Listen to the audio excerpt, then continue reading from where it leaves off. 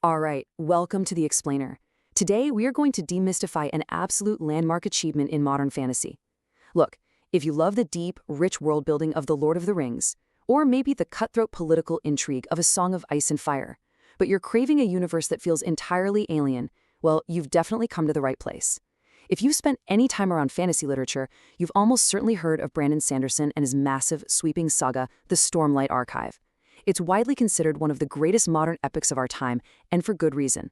It's famous for incredible world building, unique hard magic systems, and deeply complex psychological themes. But yeah, with these books casually crossing the 1,000-page mark, it can seem pretty intimidating to jump into. Don't worry though. Today we're breaking down exactly what makes this series so legendary, and we'll give you a perfect, spoiler-aware roadmap to start your own journey. Okay, let's dive right into this by looking at the core philosophy that drives the entire series. Life before death, strength before weakness, journey before destination. This is the first ideal of the Knights Radiant. They're an ancient mythical order of protectors in this universe. And right off the bat, this quote hooks us into the profoundly honorable tone of the books. It's not just some cool, catchy fantasy motto. It's a literal magical oath that characters actually have to internalize to progress. It dictates that how you achieve your goals is infinitely more important than the goals themselves.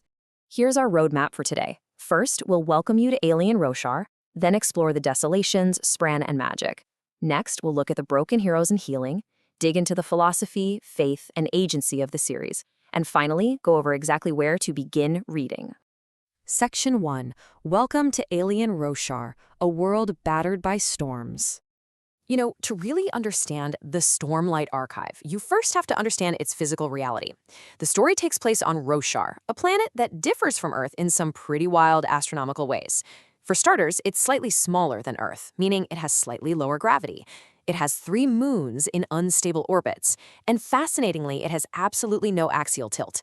Because Roshar has no traditional seasons, its climate and its ecology are driven by something much, much more terrifying: the high storms. These are massive, continent-spanning, hurricane-sized weather events that violently sweep across the world from east to west. We're talking storms that drop boulders, rip up trees, and carry this magical energy called stormlight. They are so regular that mathematicians known as storm wardens can actually predict their arrival, and these storms literally dictate the calendar. A Roshar year is 500 days long, and it's punctuated by a period called the weeping, where those violent storms temporarily give way to 4 weeks of constant, gentle rain. And naturally, these insane storms have shaped a wildly alien ecology. The East, which takes the direct hit from the storms, looks a lot more like a ravaged Mars. The flora has had to adapt to survive, like the grass literally withdraws into the solid rock when you walk near it.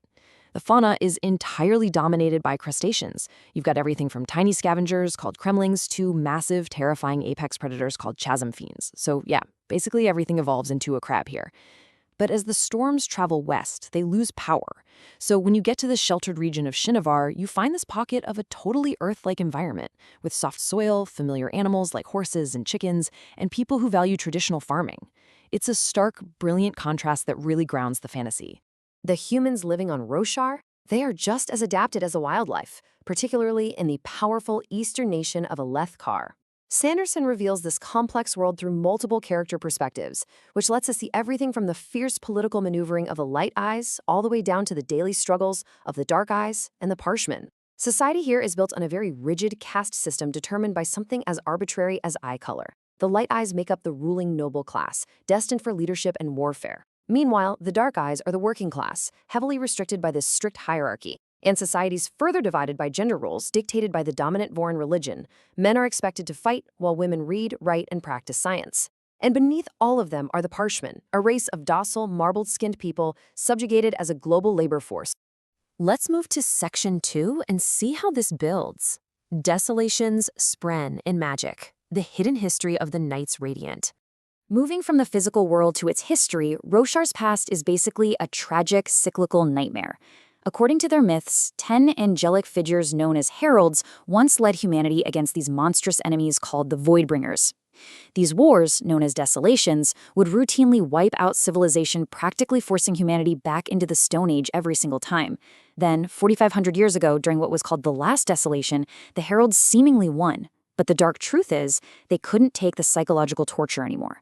They abandoned their oaths and left humanity completely leaderless. Now, in the present day, we find the Alethi armies locked in a brutal conflict on the Shattered Plains known as the Vengeance Pact, fighting to avenge their murdered King Gavilar. And instead of just info-dumping this massive history on you, Sanderson masterfully drip-feeds these ancient mysteries through structural flashback chapters that totally recontextualize everything you think you know. But hey, the magic is definitely not dead on Roshar. It lives in the spren. Spren are these spirit-like beings tied to nature and human emotion. Literally, if a battle happens, red pain spren will crawl right out of the ground. When the wind blows, ribbons of light called wind spren chase it. But some spren are highly sentient, and if they form a spiritual connection with the human, which is called a Nihale bond, they grant that human access to surge binding. This is Sanderson's famous hard magic system, and it essentially allows characters to manipulate the fundamental forces of reality itself, like gravity and pressure. Now, modern armies are out there fighting with the awe-inspiring leftover technology of those ancient Knights Radiant, Shardblades and Shardplate. A Shardblade is this massive, 6-foot-long magical sword that can seamlessly cut through literally any material. And if it cuts a person's spine, it severs their soul. Then you have Shardplate, which is regenerating gemstone-powered armor that makes the wearer nearly invincible while granting them superhuman strength and speed. Characters like the master duelist Adolin Kholin use these mythical weapons for politics and war, completely unaware of their true origins, while scholars like Jasna Kholin are searching desperately for the truth behind where they actually came from. Section 3. Broken Heroes and Healing, the Psychological Depth of Roshar. Honestly, the epic battles and giant swords, that's just window dressing. The true emotional core of this explainer is the broken heroes and their deeply personal journeys to heal. In the Stormlight Archive, magic isn't just some genetic lottery you win at birth. You really have to ask yourself, why does brokenness create power? Sanderson links magical progression directly to personal trauma. The spren are actively looking for people whose souls are cracked, because the magic literally fills in those cracks. To become a stronger Knight Radiant, a character must speak oaths. And these oaths aren't just magic spells. They are profound, agonizing realizations and acceptances of their own flaws, their guilt, and their trauma. The healing is the magic. Now, what's really interesting here is a character like Shallan Devar. She bonds a spren that grants her the power of light weaving, basically creating illusions. But as she's forced to confront her horrific, repressed childhood trauma, which includes killing her abusive father in self-defense, her mind actually fractures. She literally uses her magic to create alternate personas to carry her pain, creating a fantasy form of dissociative identity disorder. She manifests Veil as the impulsive id to handle the gritty reality of the streets, and Radiant as the noble superego to bear the trauma of holding a Shardblade in combat. Shallan is left as the ego, the fragile moderator trying to hold it all together. For Shallan to level up her magic, she must speak horrifying truths about her past to herself. Then we have High Prince Dalinar Kholin. Once known as a brutal, bloodthirsty warlord responsible for burning an entire city to the ground, Dalinar represents one of the absolute best continuous redemption arcs in literature. He starts having visions of the ancient past and realizes he must unite this fractured world. And the true beauty of Dalinar's arc is that he doesn't get a magical reset button. He takes absolute agonizing responsibility for his past war crimes. He fully accepts the pain he caused, recognizing that failing in the past doesn't mean he has to fail today. And of course, we absolutely can't forget Kaladin and Seth. Kaladin is a fiercely protective military leader who has been reduced to slavery. He battles severe clinical depression and survivor's guilt, constantly fighting the urge to just give up, only to find incredible resilience and protecting those who cannot protect themselves. Contrast him with Seth, a Shin man, literally named Truthless, cast out by his own people. Seth is bound by an oath stone to obey his masters, forced to become an assassin who physically weeps as he massacres people, but crushed by tragedy in total opposite ways. Seeing these men fight for justice and hope creates an emotional investment that makes every single triumph feel so incredibly earned. Moving on to Section 4. Philosophy, Faith, and Agency, the post-secular evolution of epic fantasy. Sanderson elevates this way beyond your standard fantasy tropes into a really profound post-secular discussion. While Roshar starts out feeling like your typical medieval setting with its caste systems and sword fights, it is actually a world on a rapid collision course with modernity. Throughout this series, scholars, most notably the brilliant Navani Kholin, begin studying the magic scientifically. They invent fabrials, which are basically machines powered by trapped spren. Suddenly, you have this massive clash. Rapid industrialization versus the divine. Navani eventually has to navigate this incredibly uneasy alliance with an ancient, massive spren known as the Sibling, balancing the cold progress of science with the sacred, living nature of the magic. So, the crucial point is, the whole series is ultimately about agency. Human choices matter. When characters are pushed to the absolute brink, tempted to just give up their agency and blame their terrible actions on circumstances, destiny, or evil gods, they are challenged. As the divine Stormfather tells Kaladin, the idea that you have no choice is the ultimate lie. Every major character must make an act of faith to claim their own choices.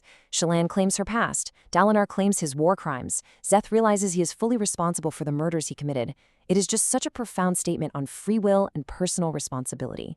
Which brings us to Section 5. Where to begin reading? Your path into the Cosmere. I know, with thousands of pages of lore, it can be super intimidating to figure out how to actually step into this universe.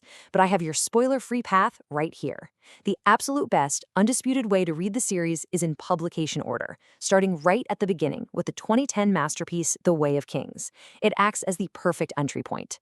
From there, you move right into Words of Radiance. Now, in between the massive novels, Sanderson has published shorter novellas like Edgedancer and Dawnshard. They provide great context, but they aren't strictly mandatory. You follow up with Oathbringer, Rhythm of War, and the newly released Wind and Truth, which perfectly closes out the first massive 5-book story arc. Reading in this order preserves all the mysteries and perfectly sets you up for the famous Sanderlanche, which is Sanderson's signature, mind-blowing avalanche of plot resolutions at the end of his books.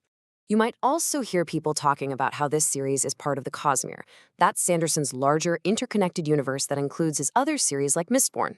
And yeah, while it's super thrilling to spot universe-hopping characters like the mysterious court jester Wit, as you get deeper in, I want to completely reassure you. The Stormlight Archive stands entirely on its own. You require absolutely no prior reading to jump in, understand, and fully enjoy the main plot. The Way of Kings is literally all you need to start. We've explored the violent storms of Roshar, the shattered minds of its incredible heroes, and the profound philosophy of agency that ties the whole shebang together. The Stormlight Archive isn't just about fighting monsters. It's about fighting the darkness inside ourselves and finding the strength to just take the next step. So I'll leave you with this to ponder. In a world where your deepest traumas can actually become the source of your greatest magical strength, what personal truth would you have to speak? Thanks for joining me on this explainer, and enjoy your journey to Roshar.